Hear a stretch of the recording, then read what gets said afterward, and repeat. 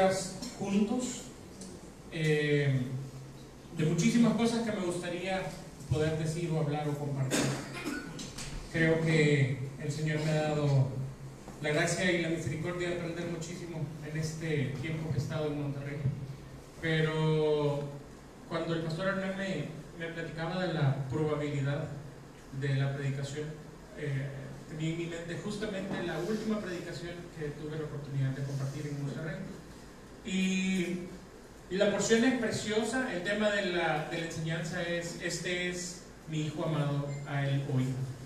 Y es un mensaje expositivo del libro de Marcos, del capítulo 9, versículo 2 al versículo 12. Me encanta el tema. Como les digo, lo titulé "Este es mi Hijo amado, a él oíd", y está basado en Marcos 9:7. Hay muchos distintivos, digamos, de nosotros como cristianos, como seguidores de Jesucristo, y este tema es específicamente el centro de lo que nos distingue como cristianos. Hoy en día hay muchas doctrinas que se han inmiscuido dentro del cristianismo y nos han hecho, de alguna forma nos han desvirtuado el cristianismo puro y nos han hecho pensar que todos nosotros necesitamos algo más que Jesucristo. Por eso es que el tema de hoy es muy importante para mí el poderlo compartir. El apóstol Pablo dice en 1 Timoteo 2:5 al 6: porque hay un solo Dios y un solo mediador entre Dios y los hombres, Jesucristo hombre, el cual también se dio a sí mismo en rescate por todos, de lo cual se dio testimonio en su debido tiempo. Esto significa que no existe una plataforma segura en nuestras propias obras o en nuestras propias actitudes sobre las cuales nos podamos parar y decir: ok, voy a estar confiado delante de Dios. Sino que este versículo específicamente está diciendo que nuestra única plataforma de confianza es Jesucristo. Por eso la Biblia nos da esta certeza. En Juan 1:29 dice: el siguiente día vio Juan a Jesús que venía a él y dijo: he aquí el Cordero de Dios que quita el pecado del mundo. Jesús mismo nos dijo que Él era el acceso correcto para llegar a Dios. En Juan 10:9 dice: yo soy la puerta, el que por mí entrare será salvo, y entrará y saldrá y hallará pastos. Teniendo esta certeza, en la primera entrevista fuerte, difícil que le hacen a los apóstoles, el apóstol Pedro dice lo siguiente al concilio judío: y en ningún otro, esto es Hechos 4:12, y en ningún otro hay salvación, porque no hay otro nombre bajo el cielo dado a los hombres en que podamos ser salvos. Tú puedes pararte con confianza delante del Padre, orar y saber que Dios te está escuchando y que va a responder a tus necesidades por los méritos de Jesucristo. Esto al mismo tiempo es respaldado, y hoy lo vamos a ver, esto es respaldado por la ley y los profetas, que señalan a Jesucristo como el mediador. Pero tú no puedes pararte delante de Dios sobre la ley, porque lo que la ley hace es que te acusa de estar fallándole a Dios. Ni tampoco puedes pararte delante de Dios sobre los profetas, porque el mensaje profético constantemente fue: arrepiéntate porque estás fallando a la ley de Moisés. Ese es el mensaje específico. No te puedes parar sobre los profetas, no te puedes parar sobre la ley, aunque ambos te señalan que es la provisión de Dios. Y esta provisión de Dios es Jesucristo. Teniendo esto en mente, quiero que leamos la porción bíblica que vamos a estudiar. La vamos a leer completa y luego la vamos a desarrollar. En Marcos 9, 9 del versículo 2 al versículo 13 dice así: 6 días después, Jesús tomó a Pedro, a Jacobo y a Juan y los llevó aparte solos a un monte alto y se transfiguró delante de ellos.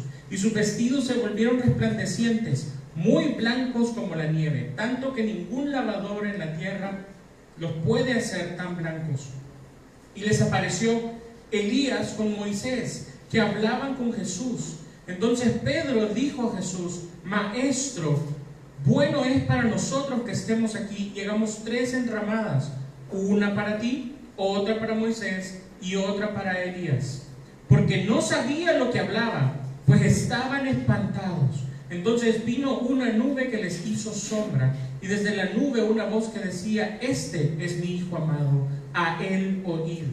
Y luego cuando miraron y no vieron más a nadie, no vieron a nadie más consigo, sino a Jesús solo. Y descendiendo ellos del monte, les mandó que a nadie dijesen lo que habían visto, sino cuando el Hijo del Hombre hubiese resucitado de los muertos. Y guardaban la palabra entre sí, discutiendo qué sería aquello de resucitar de los muertos. Y le preguntaron diciendo: ¿por qué dicen los escribas que es necesario que Elías venga primero? Respondiendo él les dijo: Elías a la verdad vendrá primero y restaurará todas las cosas. ¿Y cómo está escrito del Hijo del Hombre? Que padezca mucho y sea tenido en nada. Pero os digo, Elías ya vino y le hicieron todo lo que quisieron, como está escrito de él. Esta porción que vamos a estudiar la vamos a entender en 3 fases específicas. Lo primero que vamos a ver es cuál es el verdadero significado de la transfiguración. El significado de la transfiguración no tiene que ver tanto con que Jesús se transfigura, sino que Jesús es el centro, en este caso, de la veneración y de la adoración, por ser el método para llegar al Padre. Segundo, las palabras del Padre acerca del Hijo se vuelven efectivas hasta la resurrección. Esto es lo segundo que vamos a ver. Y lo tercero que vamos a ver en esta porción es cómo Juan, el que bautizaba, tenía el ministerio de Elías, que Dios se lo entregó. Entonces, quiero enfocar esto de forma bien sencilla. Aquí encontramos 3 pruebas de que Jesús es el Mesías: la voz que sale de la luz, la resurrección, que en ese momento no había ocurrido, y el ministerio de Elías. También encontramos que hay 3 testigos que presenciaron esta transfiguración, y encontramos esta narración en 3 libros de las Escrituras. Entonces es importante tener todo esto en cuenta, porque hay algo muy interesante que Dios nos está tratando de decir a través de todo esto. Antes de continuar y que veamos directamente los versículos, me gustaría que orásemos. Señor, te agradezco infinitamente por el privilegio que nos das de poder abrir tu palabra. Reconozco que no es la destreza del pensamiento o el conocimiento lo más importante en este momento, sino la revelación de tu Espíritu estudiando la palabra, Señor. Y somos totalmente dependientes de esto. Podríamos haber leído muchas veces esta porción específica, Señor, pero el día de hoy nos rogamos que abras a nuestros corazones, porque no podemos entenderlo a través de nuestra propia mente, Señor, a menos que tu Espíritu Santo lo revele a nosotros. Te quiero pedir, Señor, con mucha humildad, Señor, que lo hagas tú, que obres tú, que hables tú, porque va a ser para tu gloria. Que no sea nada de David Castillo en este momento, sino que sea tu Santo Espíritu hablando en nuestras vidas a través de las Escrituras. En el nombre de Cristo Jesús. Amén. Y amén. Marcos 9, del 2 al 3 dice así: 6 días después, Jesús tomó a Pedro, a Jacobo y a Juan, y los llevó aparte solos a un monte alto, y se transfiguró delante de ellos, y sus vestidos se volvieron resplandecientes, muy blancos como la nieve, tanto que ningún lavador en la tierra puede hacerlos tan blancos. Habían pasado 6 días. Todo el contexto del capítulo 8, 9 y lo que sigue, Jesús está comenzando a avisar su muerte y su resurrección. 6 días de la primera vez que Jesús les avisa que va a resucitar. Y entonces el este versículo no está ahí, pero Lucas 9:29 avisa o cuenta que lo que Jesús hizo es tomar a estos tres y subir al monte y les dijo, vamos a orar, chicos, vamos a orar. Entonces se fueron al monte a orar. Jesús sabía lo que iba a ocurrir ahí arriba, y es que se iba a transfigurar. Ahora, lo más importante de este momento no es la transfiguración, no es que Jesús se transfigurara cada vez que oraba, ocurrió solamente en este momento y está registrado bíblicamente, pero hay una intención de esa transfiguración. Y esa intención es, primero, en estos versículos, como les decía, encontramos que hay 3 testigos. Y esta narración la encontramos en Marcos, en Mateo y en Lucas. Ahora hay solo un poquito que necesitamos entender. Marcos es el primero de los evangelios que se escribe. Lo es escrito por Juan Marcos y se considera el dictado, por así decirlo, o dirigido por el apóstol Pedro. Este libro estaba en circulación aproximadamente en el año 50 después de Cristo. Habían pasado aproximadamente 20 años después de la resurrección. Entonces es importante saberlo porque los libros que siguieron, que son Mateo y Lucas, también escriben referente de esto, pero el libro de Marcos está siendo dirigido o hablado de Pedro hacia Juan Marcos y le está contando algo que él recuerda de ese momento, del momento de la transfiguración. Ahora, hay una regla muy importante, como les decía, 3 narraciones, tenemos 3 testigos. En la Biblia, desde el Antiguo Testamento, encontramos esto en Deuteronomio y en Levítico, pero vamos a ver lo que dice Jesús referente a esta regla. En Mateo 18:16 dice, mas si no te oyere, toma aún contigo 1 o 2 testigos, para que de boca de 2 o 3 testigos conste toda palabra. Un testigo puede dar fe de algo, pero bíblicamente se necesitan 2 o 3, y en esta regla específica del 2 o 3 en el libro de Deuteronomio y de Levítico es para poder matar a alguien. O sea, no se podía condenar a nadie a muerte a menos que hubieran 2 o 3 testigos de lo que había ocurrido. Entonces Jesús está diciendo que toda palabra tiene que constar delante de 2 o 3. Ahora, Jesús toma 2 o 3 testigos para el momento de la transfiguración. Esto es algo muy importante. Más importante que la transfiguración es lo que viene después de la transfiguración.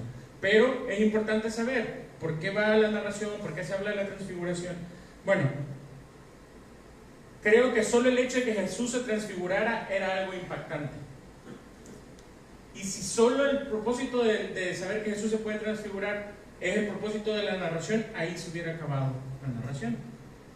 Pero de hecho solo está empezando. Miren lo que dice el versículo 4. Y les apareció Elías con Moisés, que hablaban con Jesús. Este es un momento representativo muy importante.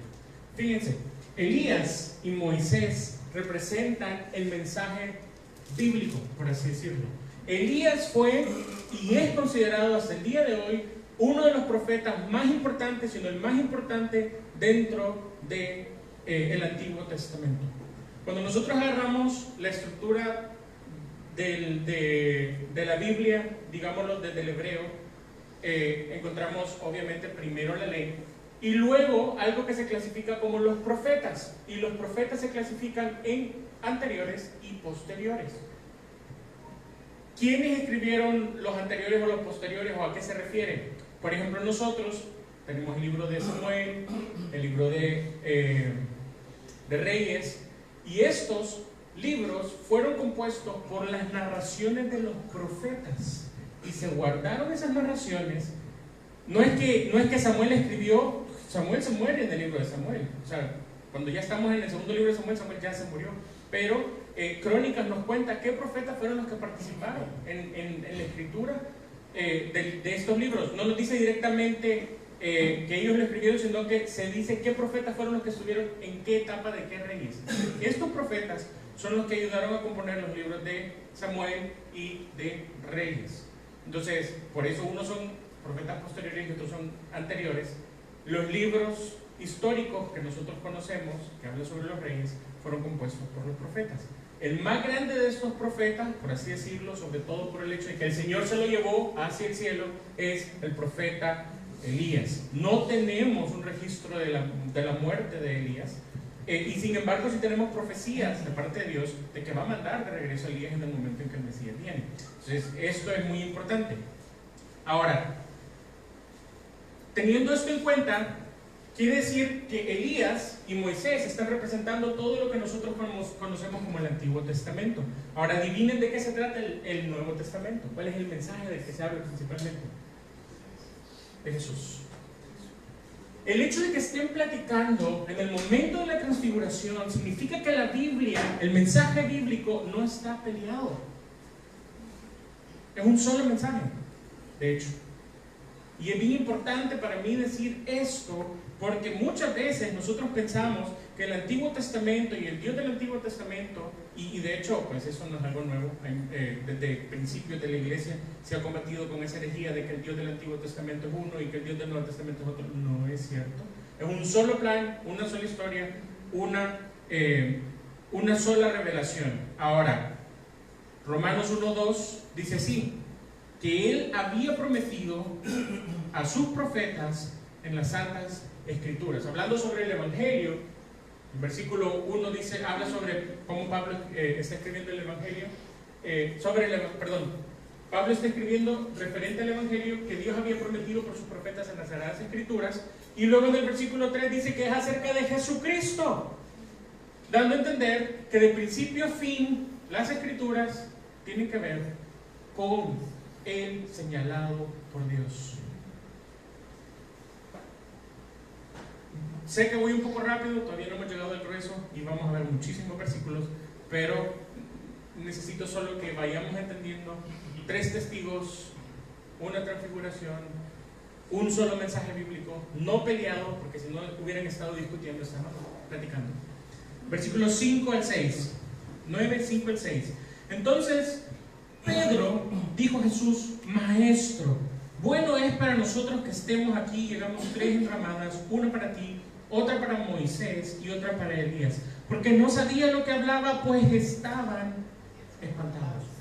No solo Pedro estaba espantado, sino Jacobo y Juan, los 2 hijos de Zebedeo. Ahora aquí es importante, la reacción de Pedro es más que natural. Están viendo a Jesús transfigurado, pero de repente está hablando con Moisés y Elías, las 2 figuras religiosas más grandes que Pedro había conocido antes de conocer a Jesucristo. Están hablando con Jesús. Ahora, el problema en este momento es que Pedro le está ofreciendo ponerle enramadas. En otras traducciones dice tabernáculos. La idea específica es que quiere levantar 3 tiendas. Y en ese sentido específico está hablando de veneración. Está hablando de poner Pedro está hablando de poner a Elías, a Moisés y a Jesús en el mismo nivel.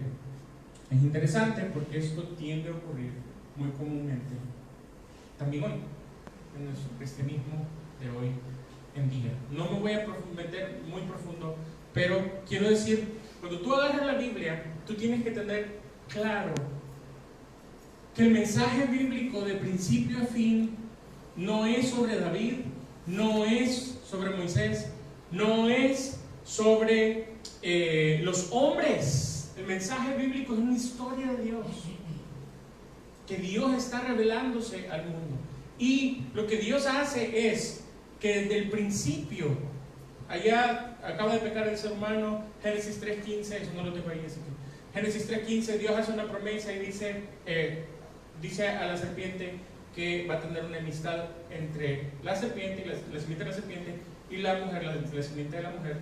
Este versículo 3:15 hace algo muy interesante porque señala nacimiento de la mujer sin involucrar, de un niño de la mujer sin involucrar al hombre, la victoria del hombre, de este simiente de la mujer, sobre la simiente del pecado, y además de eso profetiza la muerte del hijo de la mujer. Entonces hay una profecía sobre la muerte de Jesucristo, la profecía de la victoria de Jesucristo y la profecía del nacimiento original, Génesis 3:15. Entonces en ese momento el hombre acaba de pecar y lo primerito que Dios hace es tirar el evangelio. Génesis 3:15. Entonces, lo que nosotros podemos entender del mensaje bíblico es que desde hace 6.000 años atrás, Dios comenzó a desarrollar la historia de forma de traer a su ungido, al Mesías, al Cristo. Escoge una raza, luego de esa raza escoge de esas 12 familias una sola familia, y de esa sola tribu, de esa sola tribu de Judá, Dios elige los descendientes del rey David, etcétera, etcétera, etcétera. ¿Por qué lo hace de esta forma? Porque Él está preparando y realizando su plan. Entonces, lo más importante dentro de toda esta historia es lo que Dios está haciendo. Y esto se aplica también para nuestras vidas. Si bíblicamente el mensaje principal tiene que ver con un solo hombre, en tu vida es exactamente lo mismo. Tu historia, lo más importante en tu historia es Jesucristo y lo que Él está haciendo en tu vida. Entonces, desde el macro lo vemos en el micro, aquí. El protagonista de mi vida, de mi historia, a pesar de mis errores, de mi pecado, etc., es Jesucristo. Amén. Bien, versículo 7, 9-7. Entonces vino una nube que les hizo sombra, y desde la nube una voz que decía: este es mi Hijo amado, a Él oí. Ahora, aquí hay muchas cosas que quiero señalar. Nos vamos a tardar un poquito más de tiempo en este versículo, pero quiero que veamos el paralelo. En Mateo, capítulo 17, versículos 5 al 8, dice lo siguiente: mientras él aún hablaba, una nube de luz los cubrió, y he aquí una voz desde la nube que decía: este es mi Hijo amado, en quien tengo complacencia, a Él oíd. Al oír esto, los discípulos se postraron sobre sus rostros y tuvieron gran temor. Entonces Jesús se acercó y los tocó y dijo: levantaos y no temáis. Y alzando ellos los ojos, a nadie vieron sino a Jesús solo. Muy importante el orden en que ocurren aquí las cosas, porque mucha gente interpreta de estos versículos que la ley y los profetas ya no son necesarios estudiarse, que solo se trata hoy de Jesucristo. Ojo, si ese fuera el mensaje bíblico de este momento, Jesús se queda sin respaldo. Y digo esto porque los profetas y la ley lo que vienen a hacer es decirnos que todo lo prometido desde el principio era Cristo. Pero si nosotros decimos, bueno, la ley y los profetas ya no valen, entonces Cristo ya no vale tampoco. Entonces, no se está contradiciendo. Y quiero decirles que lo que está haciendo aquí el Padre es, por primera vez, por así decirlo, haciéndonos una ayudadita de interpretarnos la Biblia. No entiendan a Moisés y a los profetas, sino es a través de mi Hijo amado.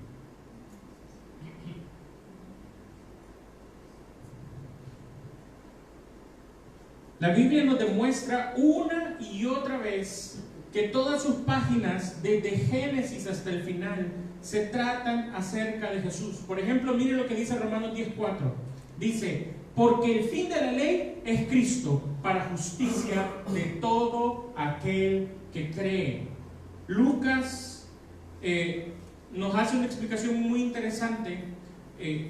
Lucas hace una recopilación de los momentos después de la resurrección. Iban un par caminando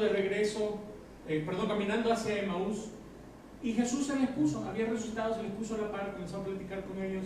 Y entonces, miren lo que dice Lucas 24, del 25 al 27. Entonces Él les dijo: oh insensatos y tardos de corazón para creer todo lo que los profetas han dicho. ¿No era necesario que Cristo padeciese estas cosas y que entrara en su gloria? Comenzando desde Moisés y siguiendo por todos los profetas, les declaraba todo lo que las Escrituras decían acerca de Él. ¡Qué privilegio! Estos que iban caminando a Emaús tuvieron a Jesús a la par, explicándoles cómo entender la Biblia a través de Cristo. Yo no me voy a extender mucho. hace poco estuvimos haciendo este ejercicio con mi madre, pero si usted agarra el Salmo 1 es precioso, tiene una bendición que dice: bienaventurado el varón que no anduvo en consejo del malo, y etcétera. Muchos de ustedes se lo saben. Pero ¿quién es ese varón? ¿Quién nunca falló, nunca pecó, nunca erró? Así se entiende la Escritura. Está hablando de un solo hombre. Toda la Biblia habla de un solo hombre, y el Nuevo Testamento dice: y nosotros en Cristo. Entonces, nosotros somos beneficiarios de Él, y por eso les decía, solo en Él tenemos una certeza para pararnos delante del Padre. Si nos quedamos parados solos con los 10 mandamientos y decimos: bueno, vamos a cumplirlos, tengo una noticia: tarde o temprano vas a fallar y vas a ser culpable de haber fallado toda la ley con uno solo que es Dios. Y entonces, en lugar de tener la bendición, tenemos la maldición. ¿Qué es lo que Dios hace? Cristo cumple la ley y nosotros estamos en Cristo. Por eso, estando los 11 reunidos adentro cuando los de Emaús se dieron cuenta que habían estado con Jesús, regresaron y fueron con los 11 y les contaron lo que había ocurrido. Y estaban los 11 reunidos y Jesús se les aparece en medio, y miren lo que dice Lucas 24:44, y les dijo: estas son las palabras que os hablé estando aún con vosotros, que era necesario que se cumpliese todo lo escrito de mí en la ley de Moisés, en los profetas y en los salmos. Toda la Biblia habla referente al ungido. De forma que Jesús no contradijo ni la ley ni los profetas, sino al contrario, los confirma. Ciertamente encontramos a Jesús debatir con los líderes religiosos, y usted lo puede ver ahí en los registros del Nuevo Testamento, pero la mayoría de la discusión no tuvo que ver con la ley, tuvo que ver con la costumbre, tuvo que ver con la tradición, no con la Escritura. Por ejemplo, cuando fue cuestionado Jesús sobre su autoridad, viene Jesús y le dice en Juan 5:39 al 41: escudriñad las Escrituras, porque a vosotros os parece que en ellas tenéis la vida eterna. Ellas son las que dan testimonio de mí, y no queréis venir a mí para que tengáis vida. Gloria de los hombres no recibo. El testimonio de las Escrituras es sobre quien da vida eterna. Dios no depositó la vida eterna en las Escrituras, sino que las Escrituras de Dios nos dicen quién da vida eterna. ¿Me estoy dando a entender? Porque muchas veces tenemos una bibliolatría. Entonces, la Biblia es importante porque nos lleva a Jesús, pero no es el propósito principal. El propósito de las Escrituras es llevarnos a Cristo, y no que nosotros adoremos la Biblia como que ese es nuestro fin. ¿Me estoy dando a entender? Perfecto, gloria a Dios. Ahora, miren lo que dice aquí. En este contexto, en estos mismos versículos, Jesús peleando siempre con los fariseos, dice lo siguiente en Juan 5:46: porque si le creyeres a Moisés, me creerías a mí, porque de mí escribió él.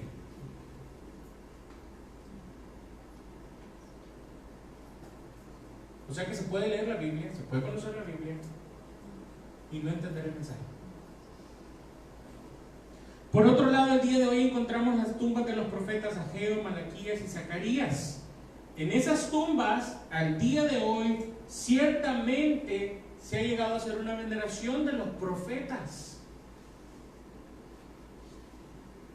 En este lugar se edifican y de alguna forma se pide intercesión, no toda la gente obviamente, la gente que lo ha malentendido, pero piden intercesión de ellos hacia los profetas hacia Dios. Ahora, Jesús habla acerca de esta conducta religiosa que había en esa época y les dice en Mateo 23 y 29, 23, 29, 31, dice: ay de vosotros, escribas y fariseos, hipócritas, porque edificáis los sepulcros de los profetas y adornáis los monumentos de los justos y decís, si hubiésemos vivido en los días de nuestros padres, no hubiésemos sido cómplices de la sangre de los profetas.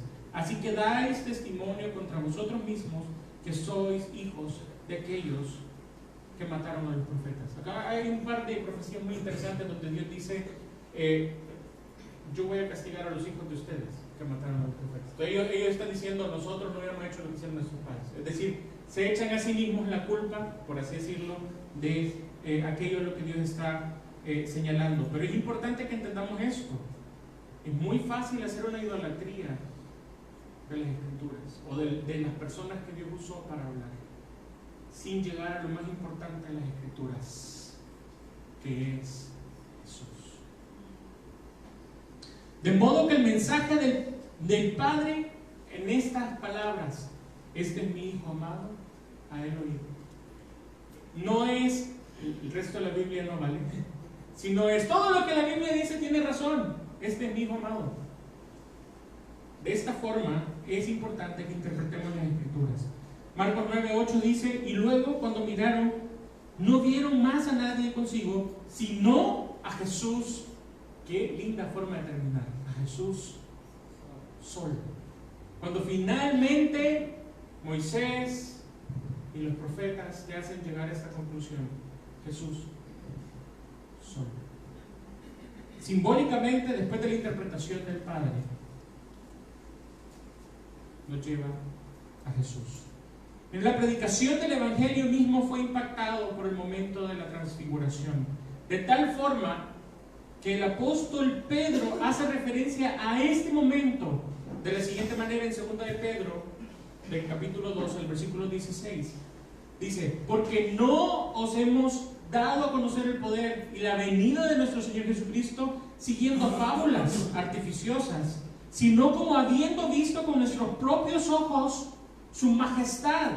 Pues cuando Él recibió de Dios Padre honra y gloria, le fue enviado desde la magnífica gloria una voz que decía, este es mi Hijo amado, en el cual tengo complacencia. Y nosotros le oímos esta voz enviada desde el cielo cuando estábamos con Él en el monte santo. ¿Qué tanto impactó la transfiguración? Pedro diciendo, yo no les he inventado nada, señores, yo lo vi, yo lo presencié y por eso es que puedo decirlo. Esta es la certeza. No me inventé la fábula, lo vi. Y este es el impacto del Evangelio, por eso era importante que estos tres hombres estuviesen ahí en el momento específico. Bien, en el punto número 2, ya hablamos, el punto número 1, la primera prueba de que Jesús es el Mesías, y es la parte más larga, es la voz de Dios que interpreta a Moisés y a los profetas diciendo que Cristo es el Mesías. La segunda prueba infalible de la divinidad del Hijo es la resurrección.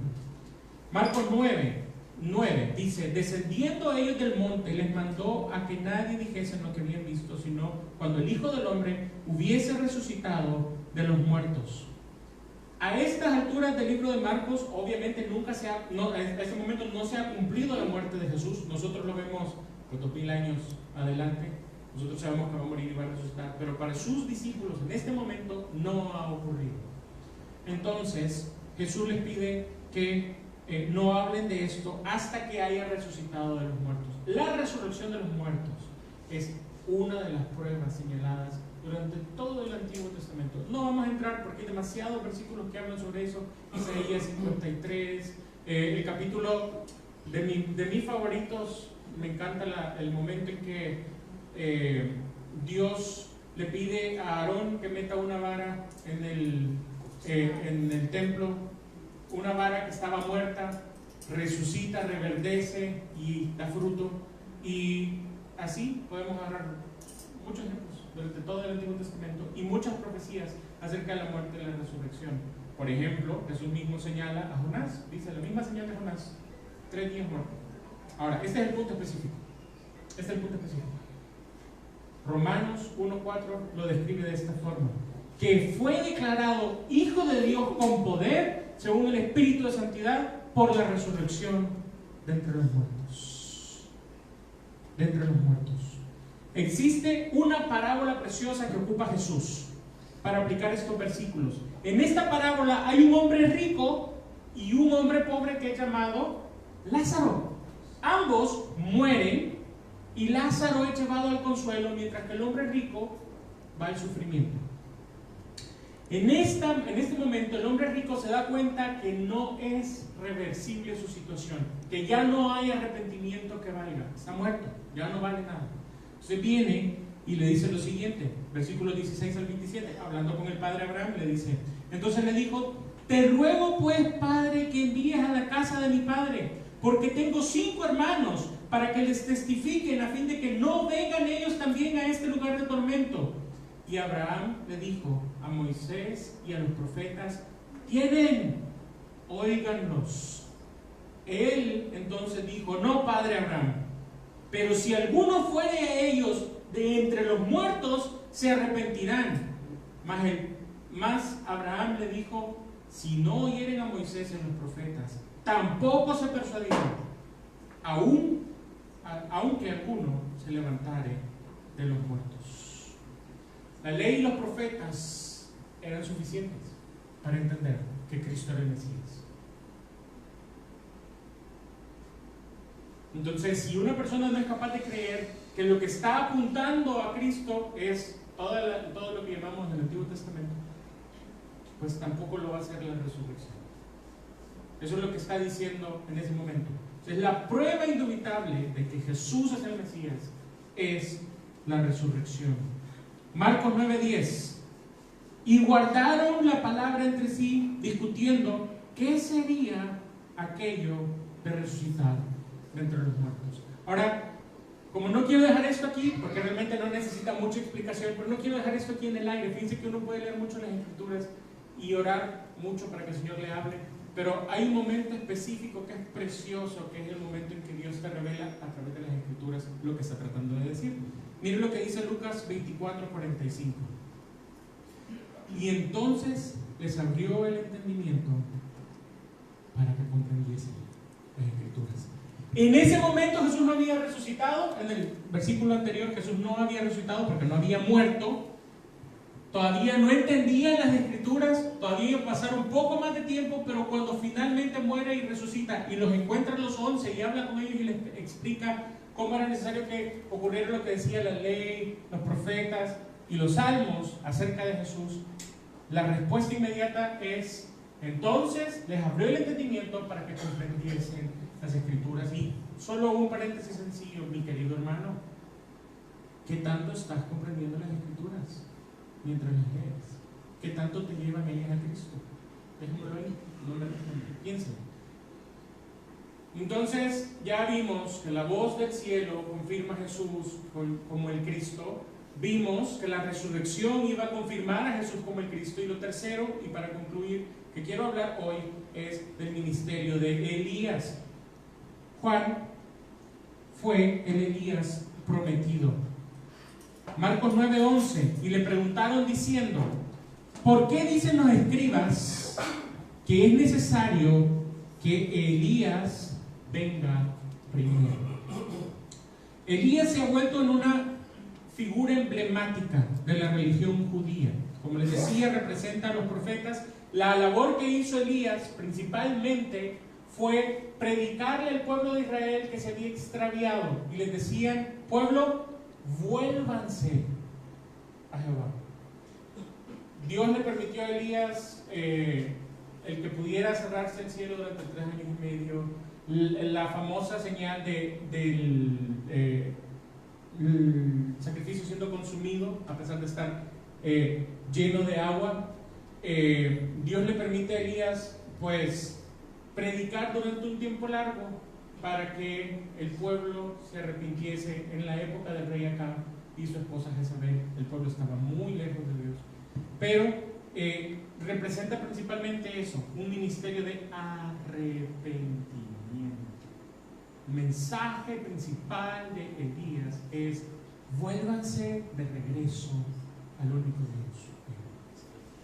Entonces, Elías tiene como un ministerio muy marcado. Sin embargo, hay una exaltación para Elías dentro de la cultura hebrea. Por ejemplo, cuando nosotros leemos los libros que nosotros consideramos deuterocanónicos como Eclesiástico, en el capítulo 48, Cisarides habla de una profunda veneración hacia el profeta Elías. También en otro deuterocanónico, en 1 Macabeos 2:5, dice que Elías fue llevado al cielo por Dios porque él era un hombre, porque Dios quiso exaltar a este hombre por su obediencia. Entonces hay una percepción especial e importante religiosa sobre la persona de Elías. Tenían que preguntar, ¿por qué dicen los escribas que Elías tiene que venir primero? Aquí hay algo muy importante también que necesitamos saber. Históricamente, en ese momento, no se ha cerrado el canon del Antiguo Testamento. El canon del Antiguo Testamento se cierra cerca del año 98, cuando el concilio, el sínodo, no recuerdo el nombre del sínodo en este momento, pero ellos deciden y dicen, esto es lo que nosotros vamos a considerar el Tanaj. Fuera de esto, en el Antiguo Testamento, todo lo demás no tenemos respaldo para saber si sí o si no. El libro de Malaquías, que es el que hace referencia a Elías, es un libro reciente y todavía se estaba en la discusión de si era o no era profeta. Entonces, en la época de Jesús, los escribas eran quienes obviamente escribían la ley, todo lo que se llama el Antiguo Testamento, ellos lo escribían a mano. Los escribas, ese era su trabajo, porque el papiro solo duraba 10 años. Entonces, había que estarlo copiando antes de que se cumplieran 10 años para que no se perdiera. En ese sentido específico, los escribas sabían más y lo que habían leído es: tiene que venir Elías. Bien, versículos 12 al 13. Respondiendo él, les dijo: Elías a la verdad vendrá primero y restaurará todas las cosas. Y como está escrito del Hijo del Hombre, que padezca mucho y sea tenido en nada. Pero os digo, Elías ya vino y le hicieron todo lo que quisieron. Lo que quisieron, como está escrito de él. Primero, Jesús les dice: tienen razón los escribas, Elías tiene que venir.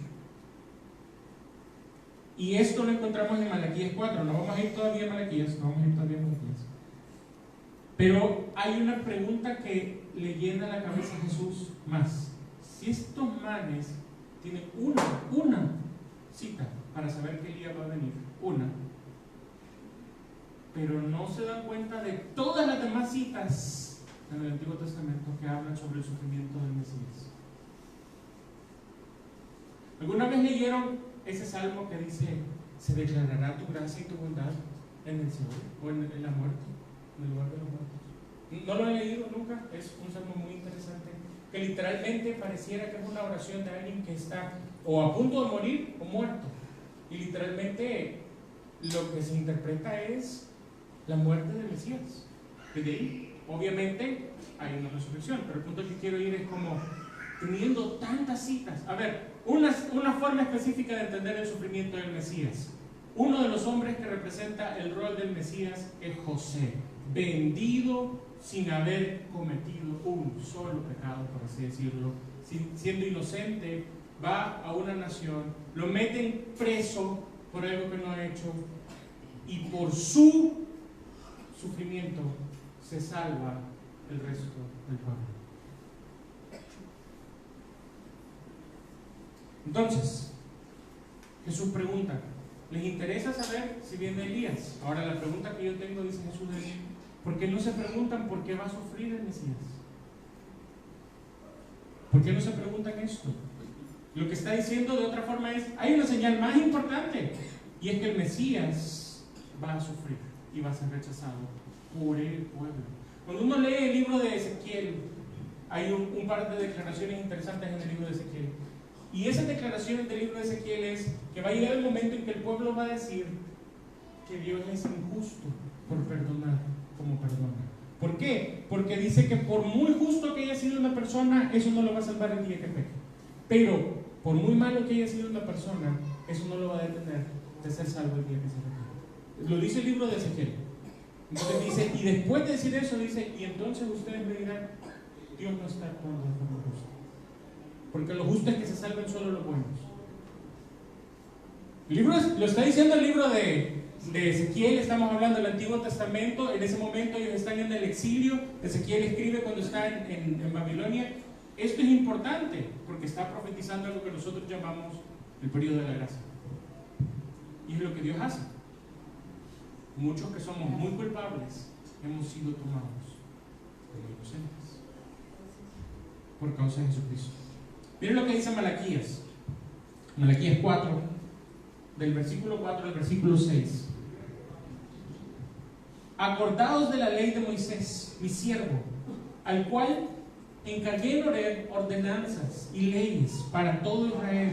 He aquí, yo os envío al profeta Elías, antes que venga el día de Jehová grande y terrible. Él hará volver el corazón de los padres hacia los hijos y el corazón de los hijos hacia los padres, no sea que yo venga y hiera la tierra con maldición. Este es el ministerio. De nuevo, volver el corazón de los padres hacia los hijos y de los hijos hacia los padres. ¿Qué es lo que está hablando? Eso se le llama arrepentimiento. El mismo ministerio, el mismo rol que cumplió Elías. Ahora, en el capítulo 17-13 de Mateo, dice que ellos entendieron en ese momento, cuando les dijo Jesús que Elías ya vino, ellos entendieron que hablaba de Juan el que bautizaba. Esto es lo que dice el versículo paralelo, pero miren lo que dice Lucas 1, 16 al 17. Dios hablando sobre el ministerio de Juan el que bautizaba.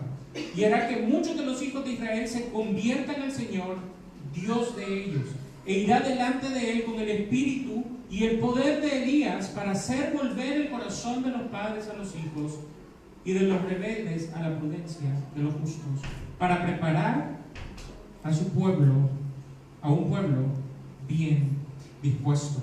Así Jesús, cuando le fue contado que Juan estaba muerto, mientras hablaba del ministerio de Juan, terminó diciendo, Mateo 11:14, y si queréis recibirlo, es decir, no lo quieren recibir, señores, pero si quisieran recibirlos, él es aquel Elías que había de venir. De manera que Juan, el que bautizaba, recibió el ministerio de Elías. Por ello, el Padre interpreta para cada uno de estos hombres, este es mi hijo amado, a él oído. Vamos a recapitular. Estoy terminando con esto. Hay tres testigos: Pedro, Jacobo y Juan. En el momento en que el libro de Marcos es escrito, comienza a circular en las iglesias, están ellos, pueden decir, no fue así. No hubo una contradicción. No hubo nadie que dijera, Pedrito lo contó mal. No. Ahora, tenemos tres testigos, tenemos tres narraciones, Mateo, Lucas y Marcos. Tenemos tres pruebas: la voz que habló desde la luz, que dijo, este es mi hijo amado. Tenemos la prueba de la resurrección y tenemos el ministerio de Elías delante del Mesías, justo como Dios lo había profetizado. De manera que la conclusión de la transfiguración es bien sencilla.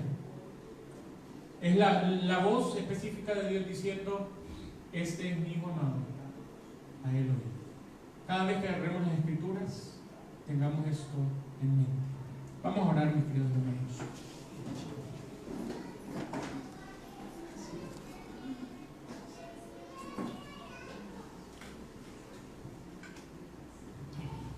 Señor, si tú no ayudas nuestra mente, si tú no ayudas a nuestro corazón a poder entender las escrituras, es en vano nuestro esfuerzo humano, Señor. Gracias por haber hablado de forma tan clara, Señor. Permítenos entender todas las escrituras a través de Jesucristo, Señor. Entender que toda la historia y mi propia historia se trata acerca de Jesús. Se trata acerca de tu obra. Se trata acerca de lo que tú hiciste, de lo que tú haces y de lo que tú harás, Señor. Permítenos vivir una vida de arrepentimiento en donde nosotros reconozcamos que no soy yo lo necesario, eres tú. Que tú eres el protagonista de esta historia. Que nuestra vida entera sea una expresión de honra y gloria a ti, Señor. Por lo que hiciste en la cruz del Calvario, por tu Espíritu Santo que nos asiste para llegar a ti constantemente, Señor. Porque no somos nada sin ti, Señor. Bendito seas, en el nombre de Cristo Jesús. Amén. Gracias, David. Es una bendición escucharte de nuevo.